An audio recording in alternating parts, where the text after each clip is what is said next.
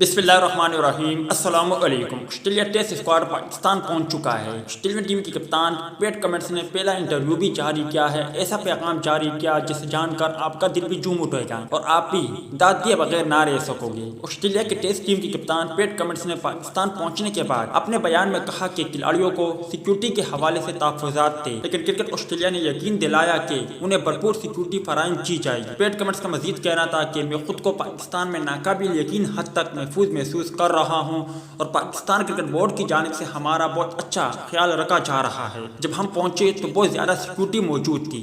हमें जहाज से उतारने के बाद सीधा होटल पहुंचाया गया। उनका कहना था कि बेहतरीन सिक्योरिटी इंतजामात के बायस हमें किसी किस्म का कोई मसला नहीं है और तमाम खिलाड़ियों की पूरी तवज्जो क्रिकेट पर है। ख्याल रहे कि पाकिस्तान और ऑस्ट्रेलिया के दरमियान पहला टेस्ट मैच 4 मार्च से रावलपिंडी क्रिकेट स्टेडियम में खेला जाएगा। अब अगर वीडियो अच्छी लगे तो इसे लाइक जरूर करें। अल्लाह ताला से दुआ है कि अल्लाह ताला आप भाइयों को हमेशा हंसता और मुस्कुराता रखे। आमीन।